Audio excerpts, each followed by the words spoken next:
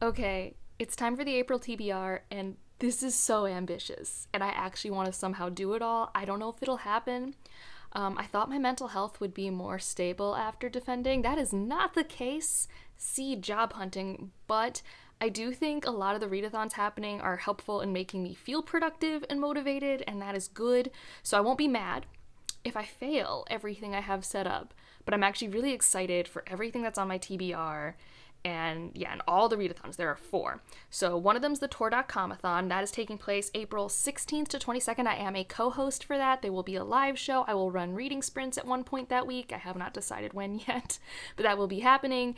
And I'm going to vlog that week, and I have a stack of books for that. The whole point of that readathon is to read books published by Tor.com. There is a bingo board. I will point you to Bethany's video. Bethany's Instagram has the bingo board, and then there is an announcement video that has a great parody song. I will link that down below. I'm really excited for that one, especially because it happens to coincide with a week where I'm traveling to hang out with my grandmother, which is always reading week, so I am excited. So that's one readathon. Tome Topple's happening. I have 4 or 5 tomes. I didn't roll the dice or randomize or anything. I have tomes on my TBR. I have tomes on my TBR every month.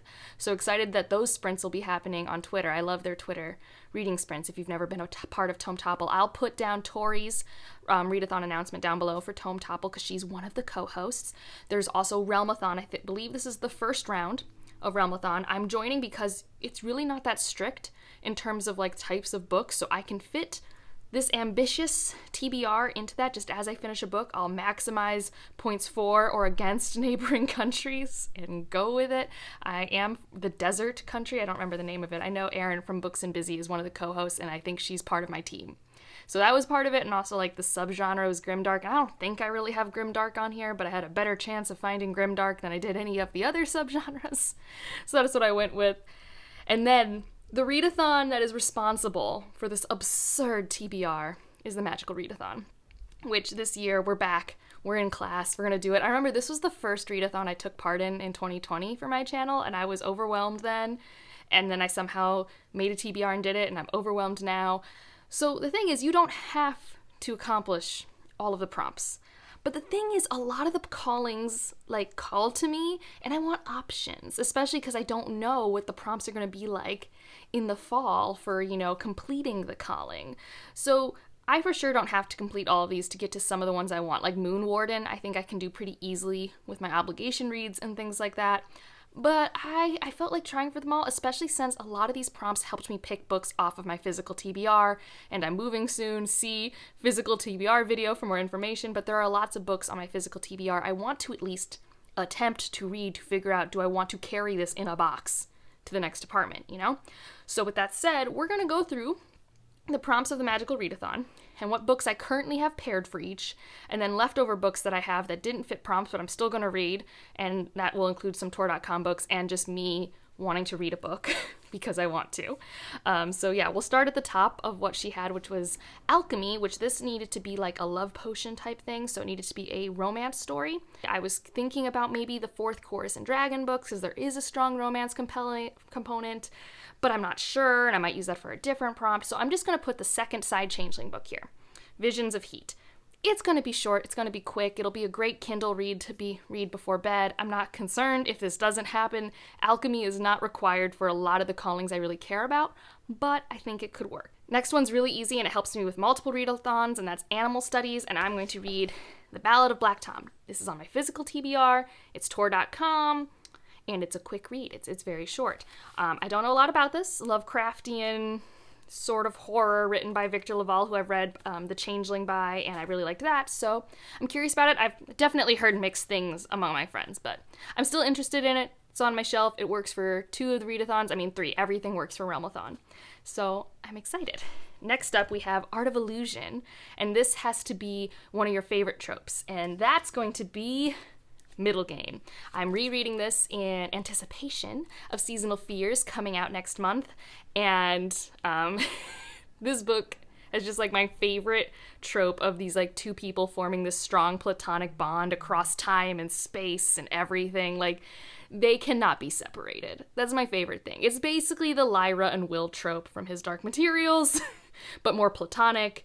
I don't really know what that trope is. It's like extreme found family. I don't know.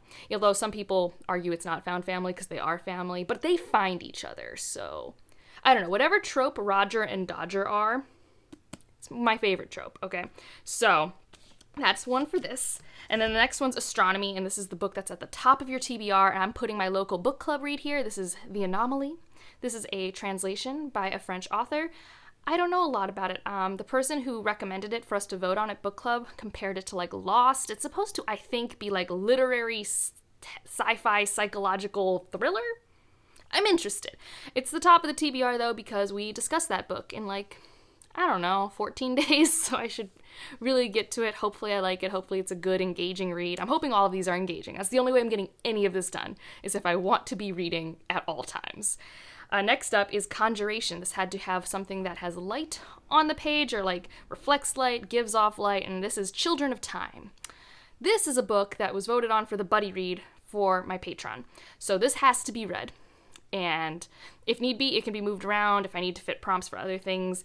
This is a 600-page book, and everyone says the audiobook's really good. But guess what? The audiobook is Audible exclusive. I hate Audible exclusive. I will not pay for an Audible audiobook. I will not do it. I cannot. So I'm going to have to physically read this, which is a chonker, hence Tome Topple. It'll work for that. I have been wanting to read this for years, so I'm not looking forward to it. I am just nervous because of the page count and not being able to lean on audiobooks if I need to. This next book is actually the reason why this all started to happen, because originally I'm like, oh, well, I don't need this, or this. I can easily do like these like 8 or 9 prompts without trying too hard. And then I was like, but what if I want the option? Because Demonology was going to be hard. Demonology, you need to have shadow in the title. And then I remembered on my physical TBR that I've had this book for over a year, Shadows of the Short Days. Shadows. So this is definitely the lowest priority because it's big and because, you know, I have so many other things I need / want to read, but I have been wanting to read this for a year. So maybe this is the moment. And I mean, even if I only get to read 100 pages of it just to get the sense of, is this a book I need to keep? Should I just get it from the library later? I don't know. But I love how this book looks, so I really hope I like it because it's just so pretty. Such a pretty blue. Next up's Elemental Studies, and this one's easy. This is a book that's less than 100 pages, and it's time, guys. I am going to read Emergency Skin by N.K. Jemisin. I've been holding it off, saving it for a rainy day. This month is the rainy day month, essentially. I'm reading it. Spells and Incantations. This is supposed to be a short story collection or essay collection, or I guess you could just read short stories. I don't know. I'm going to read Children of the New World. This is one of the 2 collections that Evie has sent me recently, and I figure we should read one, and we're going to read this one, because they're both the same length. I was originally going to go with the shorter one, because have you seen this TBR so far? But they're about the same length, and this is the debut. And I typically like to see authors like in publication order just because you can see their growth, progression, how their ideas shift and change, where they like to focus things. I don't know. It doesn't really matter. This is just the one we're going to read. I do not know what we have in store for us, but the font's pretty big. And the margins are pretty wide, so I like that. So next up, if you did not see my Tuesday video, first of all, it's a trip. I should preface this by saying after I recorded that, we discussed, my friends and I, and we realized there was a big case of the miscommunication trope. Like, they meant to be mean about one question, but not quite as many questions that were mean. Like, I don't mind. I thought that was a fantastic thing to film. I had fun editing it. People have had fun watching it. 10 out of 10 content. Especially for some of the things that happened in that video. Oh. But because, spoiler alert, I did not win, I had to put The Other Einstein on my TBR because this is my oldest book on my TBR. And again, you know, notice the theme, trying to read books on my shelves. And so this works for Artificiary, which is, I think, books set on Earth. This is definitely set on Earth. It's a historical fiction set in Europe. So it works for that.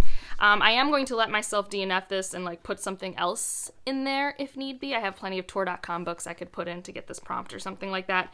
Just because if I'm not feeling it, I mean, the goal of this challenge is not necessarily to complete everything, but to attempt all of these books to figure out, is this something I want to read? I'm hoping I like it. I have the audiobook too. I think it'll be engaging enough. We shall see. I've heard good things about this author's other historical fiction works because she seems to do a lot of pieces like this where she takes a historical figure and discusses their untold history. So we'll see.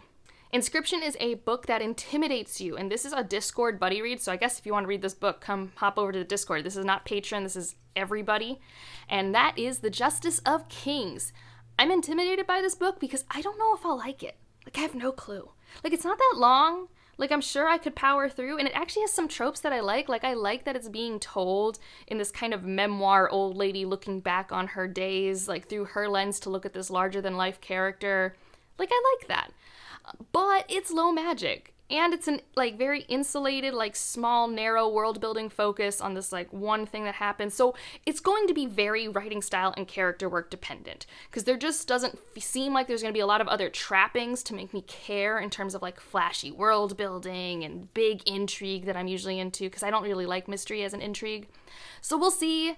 This is another one where if it's not working for me, I'll DNF it, because I have another one I could put here.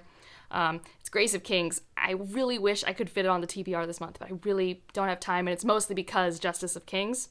So if I'm like, 100, 200 pages into Justice of Kings and it's doing nothing for me, which I doubt that'll happen, but if it does, because I'm intimidated, I have no clue, Grace of Kings, because that book is chonky. It's 660 pages, and normally that wouldn't intimidate me, but on this TBR, it intimidates me. And next up is Lore, and this is actually the Patreon pick for me for my TBR. Every month they vote for a book for me to read. I provide some options, and the Elantrian tier nominates an option, and this is going to be Kaikei. I don't know if I'm saying that right, but this is going to work for the Lore prompt, which this is, I think, kind of in the vein of Circe and Song of Achilles and sort of mythological retellings like that, but focusing on a story told in India about this woman. That's all I know. I don't know a lot more about that. I don't know the source material, but I love the cover, and I have an arc, and I'm very excited to get to it, and it works perfectly for this prompt. All right, Psionics Divination is supposed to be a book set in the future, and for that is going to be my buddy read with Shannon from That's So Poe, and that's Infomocracy. I got this back from the library. Last time I got it from the library, it was a paperback. This time it's a hardback, so go figure. Sorry, it's so shiny here. I'll put a cover up.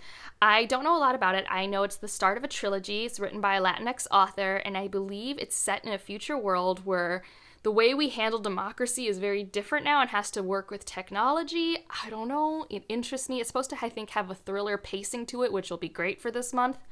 Hoping that's the case, and hoping I like it enough to continue the trilogy, because I don't get to read that many sci-fi trilogies, and I just hope I get to find a new author. Her Twitter is great, so I'm just hoping that translates to me enjoying her work. This next one was kind of tricky, because I accidentally already read a book that would have been perfect for this, and any other book that I have would probably be a stretch. And this is supposed to be restoration. You have to have a book with a healer in it, and I'm pretty sure, based off what reviews that I've read, that this will work, and this is Master of Poisons. This could also work for an intimidating read.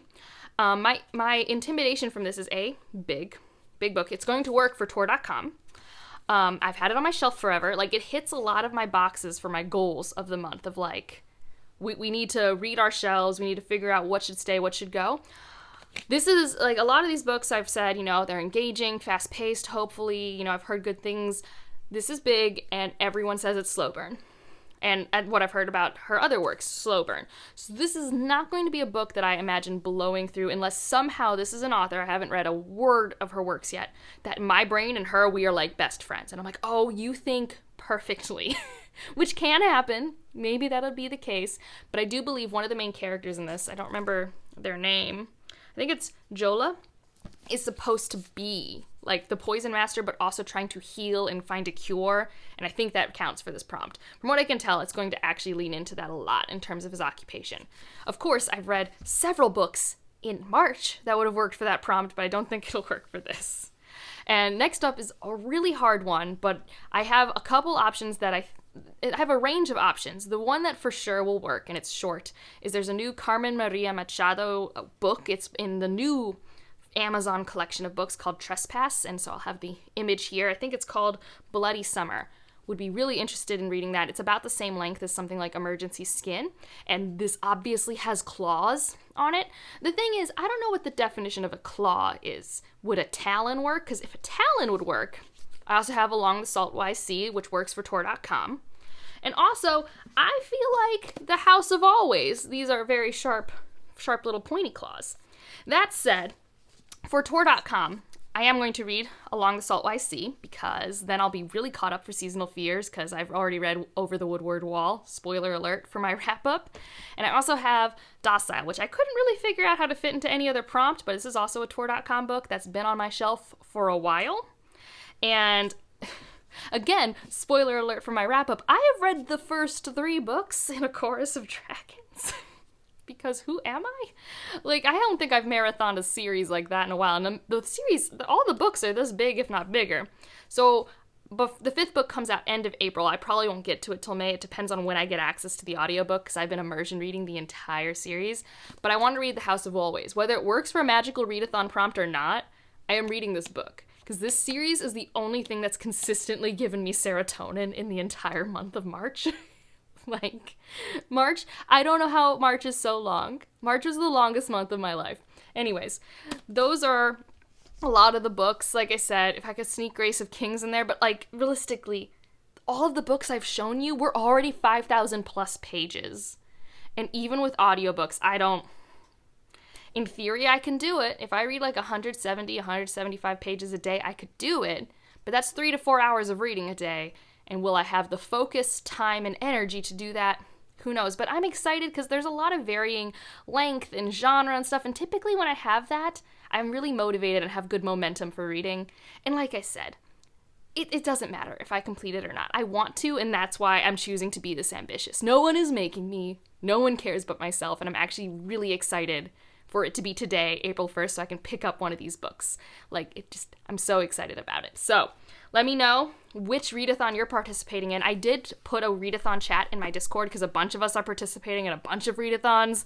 So it's just kind of a nice little chill accountability chat where people just, show their TBR posts or their bullet journals and things like that. If you just want a really intimate space to do that, that is available. And I think that's it for this video. It's a very long TBR video, but I have a lot of books, like so many books. If you made it this far and you would like to leave an emoji, leave something magical, because for sure the magical readathon has really tailored what I've chosen to do with myself this month. And like I said, again, let me know if you're participating in any of the readathons. Don't forget to check out the Week of Tor.com-a-thon here for sprints. I will also be sharing sprints from other people's channels for the other co-hosts. That week is going to be so much fun. And otherwise, like if you liked it, subscribe if you want to, and I'll see you in the next one. Bye.